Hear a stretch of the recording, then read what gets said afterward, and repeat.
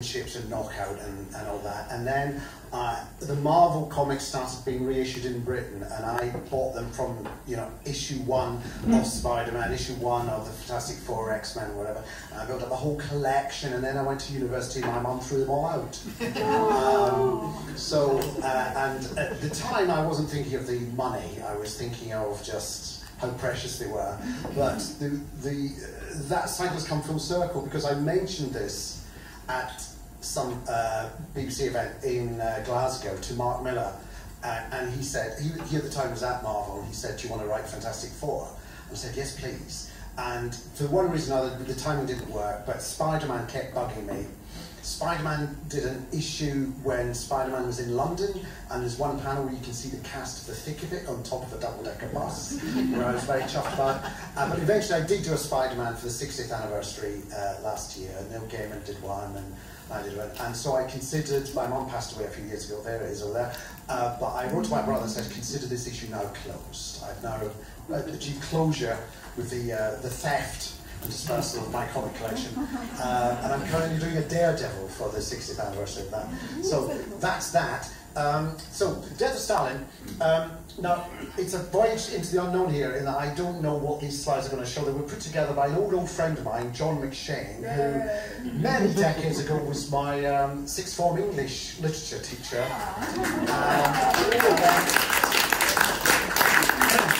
Promptly gave it up to open a comic shop, and everyone else thought that was mad, and I thought, good on you. So, so I don't know what he's put up here. There may be an extract of my essay on the Mayor of Casterbridge. I don't know. I don't know what's coming up. So anyway, I'll feel my way through it. So, as explained, yes, I was doing theatre in America, and I was on set. I wanted to do another movie. I did a movie 10 years previously, In the Loop, that was about, you know, Britain and America going to a rather unnecessary war in the Middle East. And I was thinking about doing a film about a fictional dictator because of the rise of authoritarian regimes, and, you know, Putin, yes, and there was Berlusconi in America. This was pre-Trump, but, you know, things were happening that was all a bit disturbing. I thought I wanted to do something about a fictional dictator.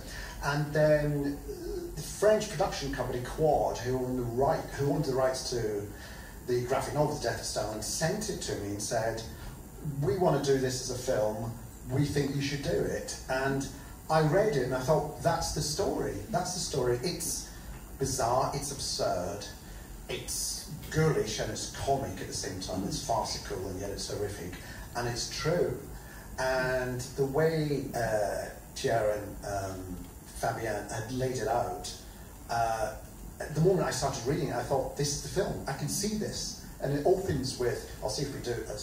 I'll just, no, all right. So there we go. I think it's just pages. Yes, so it opens with, and this is a true story, a concert playing live in Moscow and being broadcast on Radio Moscow. It's a Mozart piano concerto. And Stalin is listening at home, and he rings the auditorium and speaks to the engineer and says, I'd like a copy of this, I'm enjoying it. I'd like a copy sent round, please. And they hang up and they turn to each other and say, are we recording this? And they go, no, we're not recording it, it's going out live. And so he panics, and he runs out and tells everyone to stay where they are, tells the audience and everyone that you're not going home, don't worry, no one's going to get killed. But we now need to record this all again, so please stay. The pianist, Marina Yudina, refuses because she's very anti-Stalin. She's persuaded to. The conductor faints, this is all true, the conductor faints and knocks himself out. So they have to search Moscow for another conductor.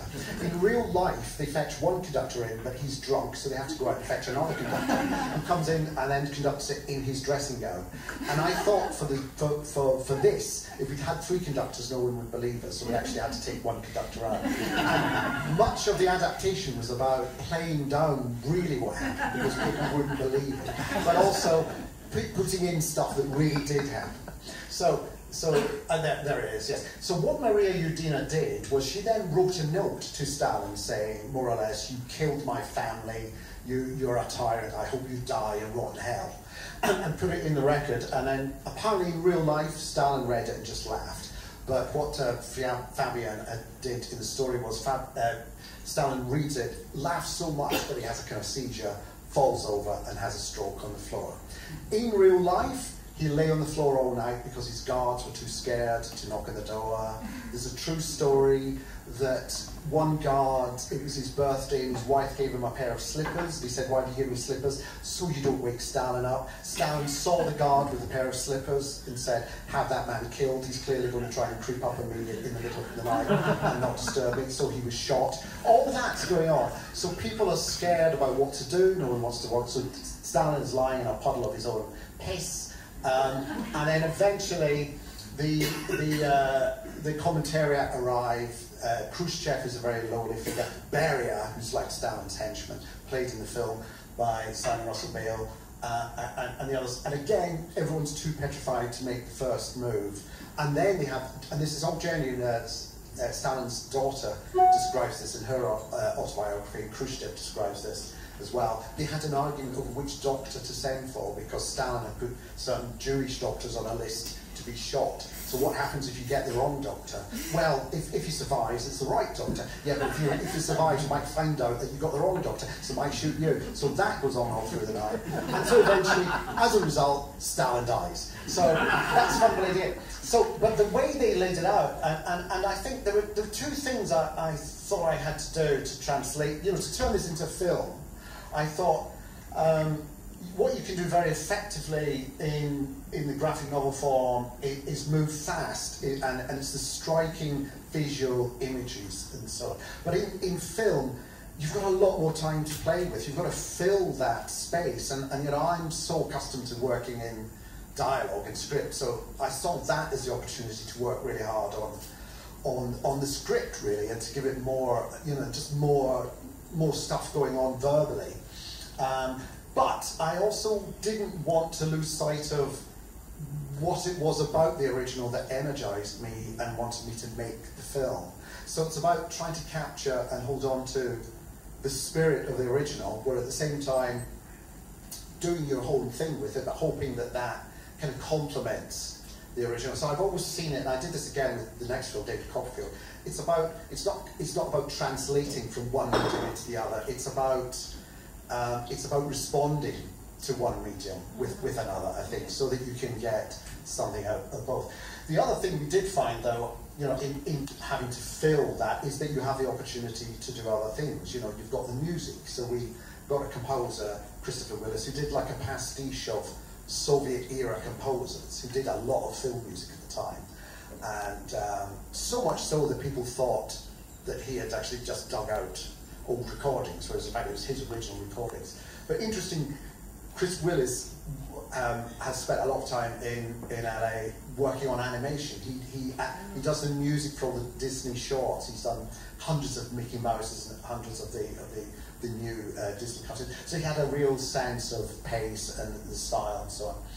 And the other thing, of course, that film gives you is that it's real. You're stuck with the literalism of it in front of you. And in the comic, I don't know if there's anything coming up, there's quite a lot of savagery. There's a lot of, you see what happens to the people outside in Moscow.